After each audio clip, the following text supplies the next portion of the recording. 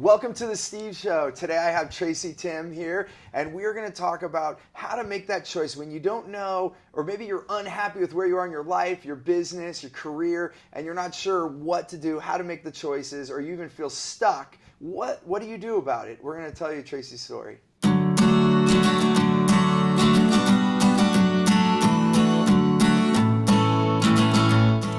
Tracy, thanks so much for being on the show. Thank you for having me. I just remember the first time I met you, we were just talking about life, and so I figured, and that's what I like to do. I like to talk about life. You know, so many people ask me, are you a business coach or a life coach? And I'm like, I'm both. And, you know, sometimes people like look at me weird, and I'm like, well, when you're at work, you die? You know, what, you're like not alive? Yeah, like, so we're alive when we're working, and so, you know, the whole idea is that we can have what we want, we can have the abundance we want, and we can have the life that we want at the same time. Absolutely. Right? More business, more life. Yeah. And so, you know, I think you're definitely going for what you want. And so maybe share, because I know you've talked to me off camera, and it's like that it wasn't always this way. So maybe say how, you know, where that came from, and then how now you're choosing the life that you want. Yeah, it's so funny that you said you just love talking to people about their lives and everything, because I remember in college, one of my best girlfriends, she would always ask the most annoying question in the world, which was, if money were no object, what would you do, right? And I was like, that's never going to be the case. Why would I answer such a ridiculous question? But I like red wine, and so I had a couple glasses, and I finally answered her annoying question. I said, you know what I would do? I would sit, depending on the time of day, I'd have water or wine or coffee, or a combination thereof. And I would talk to people about their lives. Like, I'm fascinated by people's stories, why we do what we do, behavior, motivation, where we all come from, where we're going. So I share that same sort of, you know, crazy passion with you. But I haven't always lived true to that interest. Growing up, I was kind of your quintessential high-performing millennial. So like overscheduled, overtired, really stressed out about grades, getting into a good college, the whole nine. But that led me to be really good at a sport, to be pretty good in school, and then get into a great college. So I went to Yale University and had an amazing experience where I discovered psychology, finally took some of those classes and really realized why I loved the things that I loved. But Yale is also the kind of place where you get easily put onto what I now call career conveyor belts, right? Like they see, and a lot of companies go there in order to recruit specifically from, you know, an Ivy League student population. So, you know, you have your finance and your consulting and working for the government or an NGO or a nonprofit or Fortune 500 and like, or grad school. Like that's kind of what you get to choose from.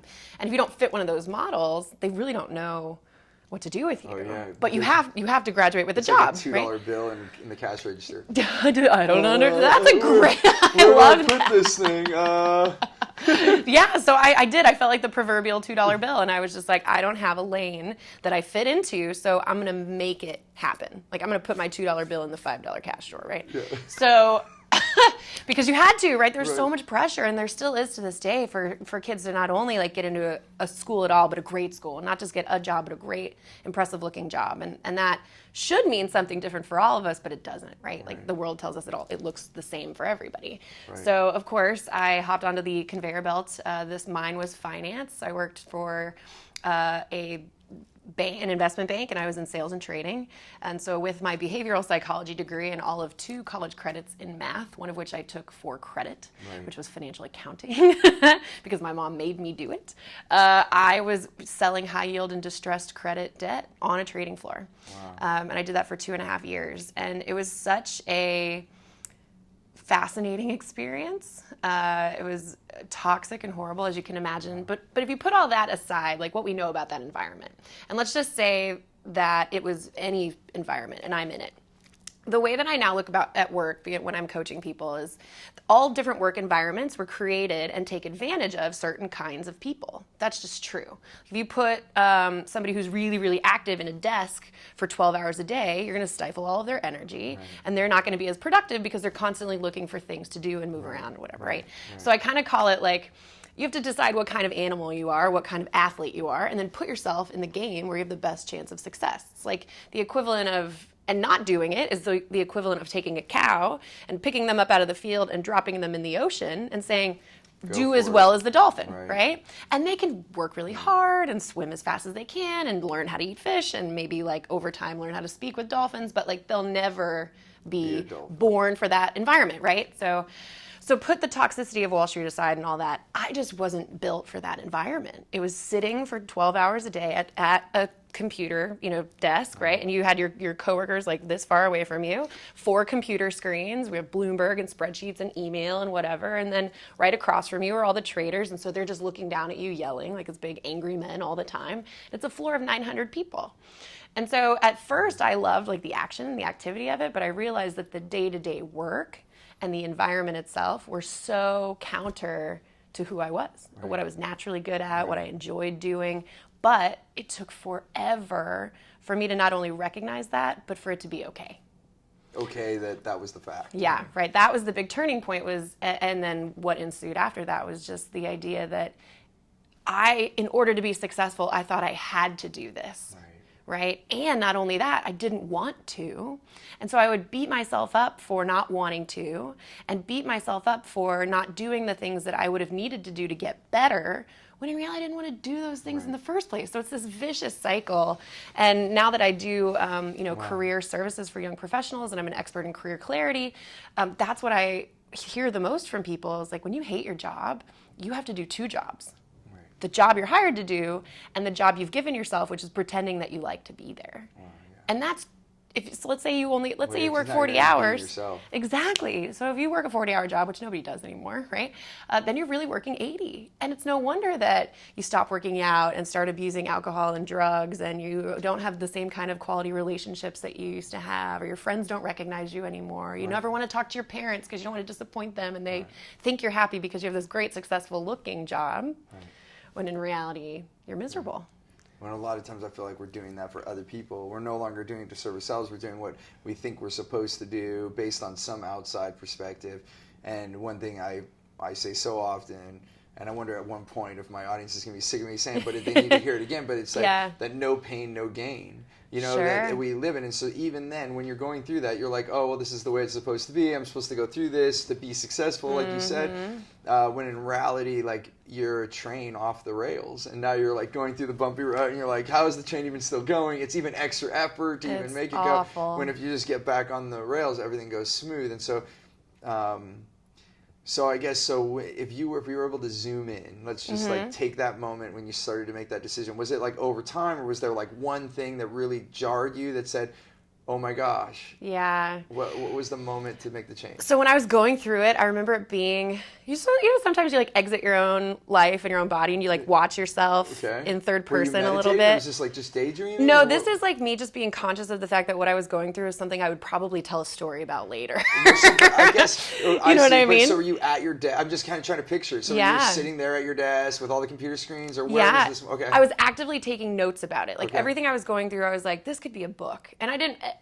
everybody because thinks like their life is fascinating enough to be a book. Yeah, but it really was. And I realized that it was a series of epiphanies, each with their own weight, if that makes sense. So like realizing that you don't like something is one realization, but then allowing yourself to be okay, for that to be okay is a whole, that took months later, right? It was like, oh, I hate this, I don't know what I'm gonna do, but I have to love it. Like I make 6 figures, I'm only 23, like everybody says this is what I should want, so it wasn't okay. It took another 3 to 6 months for me to be like, oh, it's okay that I don't like this, but then the question becomes, okay, well, what do I wanna do instead? And then there's all this anxiety around that. So it was multiple single moments, but the seminal moment, the one that I like sort of, dine out on all the time is it was 2.5 years into this job, and I had to go to a high school friend's wedding. And you know how your high school friends, like nobody knows you better than your high school friends. Like they watched you grow up, they know you before you wore eyelash extensions and you thought you were cool and whatever. So I go to this friend's wedding.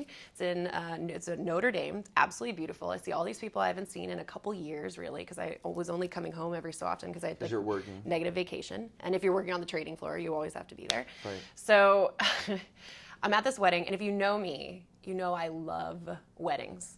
like at this point in the video, we should cut in where Johnny Depp is in, Pirates of the Caribbean. He's like, drinks all around. I love weddings. Like, I love weddings. They're fun. They're all about love. You dance, you drink wine. It's fabulous. So I'm at this wedding. I'm thinking, oh, this is going to be a nice break from how miserable I am in my everyday life. I'm with all these people I love. I'm at a wedding, which I love. I'm in Notre Dame, which is beautiful. It's great. And I found myself at the wedding reception. Like, I looked around and I was so disengaged and so anxious and already thinking about how much I didn't want to go home and didn't want to go back to this job that I walked out of the reception, sat on the curb in the parking lot, and just started crying. For the sheer overwhelm that I felt in that moment of being stuck and trapped. You just feel trapped. And it's because you don't have the clarity to allow yourself the possibility of ever leaving. And that's what keeps people in these awful jobs that really just rob them of their abundance, their lives, and they think they're doing it in service of something that's going to give them the feelings that they want or the money that they want, that they think produces those feelings. And that's what you're going to have. What you want. Like, if I do all these things, then I'll have what I want. But the actual reality is, what do you want? Now build towards that. Exactly. And it's kind of like, I even say, like, when people say, oh, wow, when you have money, you change, or when you have this fulfillment, you change. But the reality is, we change to have that. So whatever you want, the change takes place first.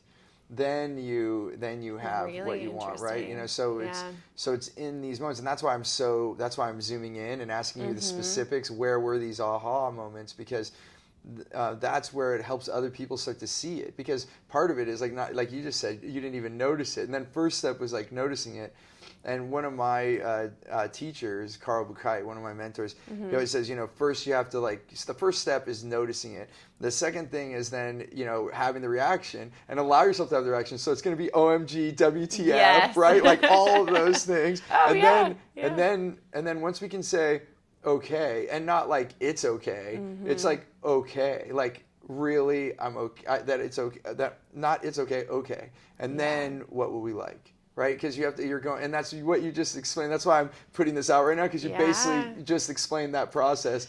And it's amazing if you really are a student of it and you look at your own life, which I'm just one of those introspective weirdos that's like, I constantly want to be observing myself living life and like do it better, and I just wasn't willing to stay in that same path that I knew was only going to lead to more entrapment and more misery, because I looked at the senior guys at the bank and they weren't any happier than me. That doesn't look good. And I was like, well, if I'm not working towards that, because I definitely don't want what they have, then what am I even doing here? And they're telling you, keep working, you're going to be promoted like John, and you're like, I don't want his job. Yeah, oh my gosh, yeah. It's like the worst. Yeah. So it was really feedback from friends, and an acute sense of wow, I really am not myself anymore. Right. That led to literally me flying home, furiously typing on my iPad my quitting speech, and literally going in the very next day and quitting. Wow, so it's like a Jerry Maguire moment. Without all the swearing and stealing fish and that kind of stuff. Yeah. Well, that's great.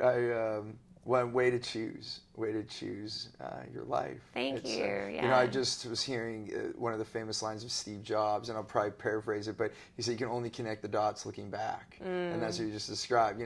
It's really hard to see him going forward, but if you take the time to connect the dots looking back, it actually can shed some light towards the future. Yeah, totally. And it illuminates what I see, especially in the career work that I do now for other people, for the same person that I was, the high potential, high performing, but super burned out go-getter, right? Who just needs the clarity to open up the possibility of where they could go with their life. Right. It's that same idea that often even the things that you've done in the past, if you do connect the dots, you can see the next logical dot. Right. And that's what you're being at prepared least the for. Next step. It's like how far can the headlight see? Yeah. It's not going to necessarily be illuminated forever and ever, but you can see enough in the front. Yeah. And then that gives you power to make the step forward. Yes, absolutely. Yeah, because it's the thing that I find happens the most often is people stay in fear-based decision-making patterns because they don't have clarity about a path or the way to go moving forward. Right. And so it's easier to stay here because I don't know what to try. I don't know if it's going to be effective. And so I'll stay in my comfortable misery. And if you stay there long enough, it's like the equivalent of being in a nail salon or a Starbucks for longer than an hour. Like, it doesn't smell as bad as when you walked in there, right? If you've been there for an hour. Right. So I think they say 4 minutes or something, right? After 4 minutes, could be that, the brain... Yep. Such times like, well, I tried to warn you. Yep. We're going to go neutral now and do something else. I tried to warn you. Brain goes offline. Yeah. It's... That's funny. Right? Yeah, it's exactly there like is that, a thing around it. I don't know the number, but I want to say it's like 4 to 5 minutes. Then you no longer smell it. Yeah, it's exactly like that. And bad. It's why people stay in bad relationships. It's why they stay in horrible jobs. It's why they keep doing life the same way, expecting different results. Because you're in it and you forget that, like, there's fresh air if you walk out, and that the air you're breathing is not. Well, and even, and I've studied, as you know, and this is why you and I can geek out when we're talking to each other, but it's also part of safety and security, which you think, well, that's crazy. Someone's in a bad relationship and that's safe and secure. But it's, the frontal lobes are that part of the brain is like, I want something different, right? And even might verbally demand that, but then the back of the brain, what they'd call the reptilian or the critter brain, I know there's other scientific terminology for it, but that part, all it's there for is you to breathe. It breathes and survives, so it has no care of quality. It's quantity of life, and this is wanting quality, and so then this is where we have that little back and forth in our mind, and you might even leave the relationship, and then you end up in another relationship, and you just keep going, or even in worse cases, they've had people where they start abusing themselves because and the actual part of their brain is saying, oh my gosh, if I don't get hit, then I'm not going to survive. Yeah, and the only way I think to really train yourself to be able to do those things and get out of that fear-based decision-making pattern is to prove to your lizard brain that it's safe out there. That's it. But the only way to prove that is to do it. Well, yeah, you got to take steps towards it. And here's one thing that I would add to that is, if you really want that, then ask for help. Sometimes we can figure it out on our own, and it does happen, but a lot of times it takes way longer. And I can look at my own life. I was, a lot like you, go-getter, doing things, and I was working so hard to not work. And I always say, that doesn't work. Yeah. That doesn't work, right? Like, if you're digging a hole and you're trying to get out, the first thing you got to do is stop digging. Yep. You got to put the shovel down, right? You're just like going to dig the hole deeper. You're like, that's funny. Like, you got to do something new. You got to climb, right? Yeah. But the one thing we know about the world right now, and both of us are in this service, is that there's people there that want to help you. Like, you want to help, I want to help. There's so many other people in the world. And, and it's not even for us, right? Like, we see the potential in these people to do and be amazing things, and they're not choosing that for one reason or another. And if you can unlock that for someone else, they could go and do that amazing thing and have impacts that we'll never know the ripple effects of. So. And for you being a Yale graduate, the thing that what I see happening in all colleges, not just Ivy League, but is that this thing where you're going to go to school and then you're just going to get your career and you're going to go, and we've lost the apprenticeship type life that many people had before. So if you were going to be a blacksmith, you would work under a blacksmith for like 5 years maybe, or maybe even 10, and then you would assume that shop. And you became a master of it, but you worked with other masters. And I'm an advocate of getting back to shadowing someone, getting back to mentoring, and it speeds up. So even in my own story, which I don't know if you remember, but in my 20s, I lost over $4 million because I was trying to earn and not be my dad, because my dad was a workaholic for a big corporation. So I was building these companies, and then in my 30s, and I wasn't planning on this, I got dragged to the conference that I met my mentor, and I invested over $500,000 in my 30s. I remember this story, and that's 1/8 of what I lost. So I guess the encouragement is, one, to have the courage to make a choice, like you're saying, and that I think if we have a message here, it's like everyone has a choice, and that you can also, then if you don't know where to go, you're like, I know I want to go somewhere different, then raise your hand, ask for help, look for someone else that has what you want. Yeah. Anything.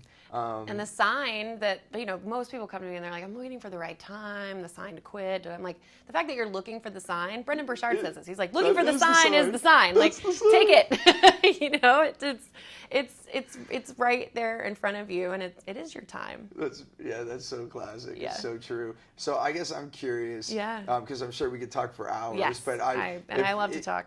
I know. This is why she's on the show, because We met we're at the National Speakers Association conference right now, and we bumped into each other. I'm like, I have a spot. You got to come be on my show. Perfect. But we sat there for probably like an hour with a group of us. It was like 3 or 4, and we were having this exact kind of conversation about life. It was probably a little different, Yeah. you know. 18 months, 2 years ago now, it was, you know, we've probably both changed our perspectives. Yeah. I guess what I'm most curious about, if somebody's out there and they're like doing the motions, they're living the life they think they should, and but they have, you know, this aspiration of doing something else, and this is the only time they could hear from you, like what would be the one thing that could be the first step, or can you? Yes. So there's a mindset shift that needs to happen first and foremost, and then there's a first tangible step. So I'll give you both. Okay. The mindset shift that needs to happen is twofold. I call it the bus stop method for career mindset.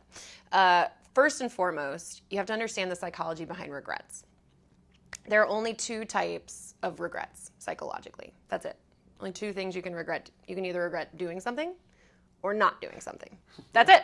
Right? That's all you get. You're doing something or not doing something. That's it. They're called sins of omission and sins of commission in the research, right? Right. And neurologically, you think like things you do that go wrong or bad, whatever, or you regret them, right? Something bad happened, you feel terribly, you're guilty or whatever, but there's an outcome. And neurologically, that's great because the brain likes beginnings, middles, and ends, right? It likes closing loops, likes all things to have sort of a pretty place to sit in your brain at the end of the day. Pack it away, and then you can move on, right? Regrets for things that you never did, not saying I love you, not taking a chance on that job, not speaking up when you wanted to, have a beginning and a middle, and they don't have an end, right? You didn't do anything. Right. You made a decision. Let's be very clear about that. Not making a decision looks a lot like choosing not to do something looks a lot like not deciding, because nothing really changes, right? But you've made a conscious decision not to do something. Right. So your brain is going, okay, action, result, what's the outcome? Because you never did it, you can never know. And that's why people live entire lives with the shoulda, woulda, couldas, the what ifs, the maybes, the if I had only just, where could I be, right? And the reason for that is because the brain is trying to close that loop, at the end. right? So I tell people, first and foremost, you will never, ever, ever, psychologically, chemically, regret doing something more than not doing something, ever. Right. Go up and ask that guy at the bar for his, like, just go do it. You know, go, like, quit your job. You'll never regret doing something more than you'll regret not doing it. So if you understand that and then you just own that intellectually, it gives you so much freedom. Right. Because I don't know about you, but I would like to live a life with as few regrets as possible. Right, absolutely. That's like maybe a universal truth. There are very few, but I think that's one, right? We want to live regret-free lives. We want to love our lives. You know what's so remarkable about what you're saying right now is one thing that I always say is making that choice to do anything. It's so beautiful because, you know, like you're right. It's going to give you the beginning, the middle, and the end. So the mind is going to go to at ease because it already knows then it's start. And you get to make another choice. You always get another choice. There you go. So by doing this, even if you make a choice and then it goes all wrong, yes, now you know without a shadow of a doubt that's the end. That's what it looks like. So now what would I like? Yeah. And then you make another choice. Whereas before you're sitting there, I wonder what that would be like. And then it's kind of like watching. Yep. Outside. One of my favorite influencers, Marie Forleo, always says insight comes from action, not thought. Right. And it really you don't learn anything without doing something, which is why the second part of this bus stop method is so important. Is that if you look at your life, and let's use career in this example because that's what I do. If you look at your career, you could very easily see it as a series of bus stops. Why are you at a bus stop?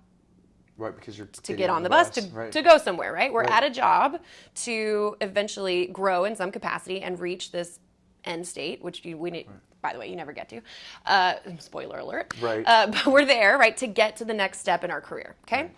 And the old school way of looking at it would be to sit there at the bus stop, waiting on the promise that a bus is coming. Right. Right. And then that's going to, once the bus comes, it'll prove to me that I was here for a reason, that I made the right decision. So you wait.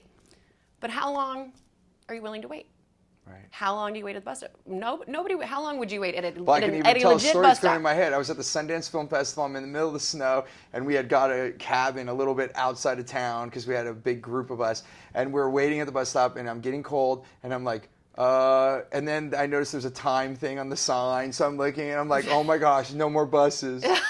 I'm like, oh, if we would have stayed too long, it was the last bus already went. So there. Oh, that's even better. So, You've just brilliantly completed this metaphor for me because I'm like, what if there isn't a bus coming at all? It's like how. There wasn't that night. Oh my God, gosh, I I'm love in the it. snow. I have my park on. And you could I'm have like, been there- guys, did anybody check the time? And then I did it. I'm See, like, and you could have been waiting there for God knows how Oh long my without gosh. waiting for the proof that that promise is coming true, right? Yeah. But the truth is, you have to make actual progress towards your purpose, where you're trying to go. Right. And the people who are willing to say, screw this whole, I'm going to sit around and wait for it to happen, and I'm going to make actual progress towards my purpose. I'm going to get up from the bus stop and walk or call Uber or whatever. Yeah. Those are the people who are getting it. Those are the people who love their jobs. And oh, by the way, loving your job leads to more and faster wealth. Right.